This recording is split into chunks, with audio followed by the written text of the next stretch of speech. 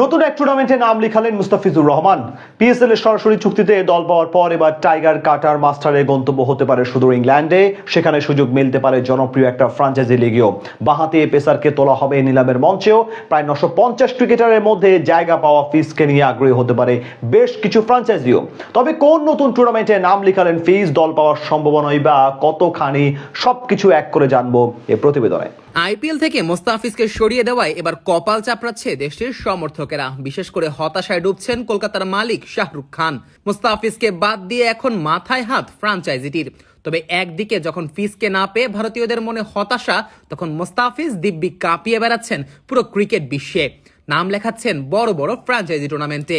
এবার 100 বলে জনপ্রিয় ফ্র্যাঞ্চাইজি টুর্নামেন্ট দ্য 100-এ নাম লিখিয়েছেন মোস্তাফিজুর রহমান। ড্রাফট থেকে সরে এসে প্রথমবারের মতো নিলামের মঞ্চে পা রাখতে চলা ইংল্যান্ডের জনপ্রিয় এই ফ্র্যাঞ্চাইজি টুর্নামেন্টে এবার খেলতে পারেন মোস্তাফিজ। সেই লক্ষ্যেই এই টুর্নামেন্টকে সামনে রেখে নিলামে নাম দিয়েছেন টাইগার এই কাটার মাস্টার। আগামী মাসে অনুষ্ঠিত হতে যাওয়া দ্য 100-এর নিলামে এখন পর্যন্ত নাম লিখিয়েছেন প্রায় 950 জন ক্রিকেটার, যার মধ্যে আপাতত একজন বাংলাদেশি ক্রিকেটার হিসেবে মোস্তাফিজের নাম প্রকাশ করেছে ক্রিকেট ভিত্তিক জনপ্রিয় ওয়েবসাইট ESPN ক্রিক ইনফো। সাম্প্রতিক সময়ে ফ্র্যাঞ্চাইজি দুনিয়ায় বেশ আলোচিত নাম মোস্তাফিজুর রহমান। শুধু ফ্র্যাঞ্চাইজি না, পুরো ক্রিকেট বিশ্বেই তোলপাড় করে দিয়েছেন টাইগার এই বাঁহাতি পেসার। মূলত আইপিএল থেকে তাকে বাদ দেওয়ার ঘটনার জেরেই বিশ্বকাপে ভারতে খেলতে না যাওয়ার সিদ্ধান্ত নেয় বাংলাদেশ। আর এই ঘটনার পর বাংলাদেশকে বিশ্বকাপ থেকে বাদ দেওয়ার মতো কঠোর পদক্ষেপ নেয় আইসিসি। তবে আইপিএল থেকে মোস্তাফিজকে বাদ দেওয়া হলেও পাকিস্তান সুপার লিগে ঠিকই ডাক পেয়েছেন কাটার মাস্টার। সরাসরি চুক্তিতে তাকে দলে ভিড়িয়েছে বর্তমান চ্যাম্পিয়ন লাহোর কালান্দার্স। পাকিস্তানি মুদ্রায় 6,44,00,000 রুপিতে তাকে দলে নিয়েছে লাহোর। আগামী 26শে মার্চ থেকে শুরু হতে যাওয়া পিএসএল এর 11তম আসরে তাই লাহোরের জার্সিতে মাঠ মাতাবেন টাইগার এই বাঁহাতি। তবে এবার নতুন আরেক টুর্নামেন্টে খেলার ব্যাপারে নিজেকে প্রস্তুত রাখছেন মোস্তাফিজ, তাই তো নাম দিয়েছেন দ্য 100-এর নিলামে। প্রথমবারের মতো ড্রাফট পদ্ধতি থেকে বাদ দিয়ে নিলামের আয়োজন করছে ইংল্যান্ডের জনপ্রিয় এই ফ্র্যাঞ্চাইজি টুর্নামেন্ট। স্বভাবতই তাই বেতন কাঠামোতে আসছে বড়সড় পরিবর্তন।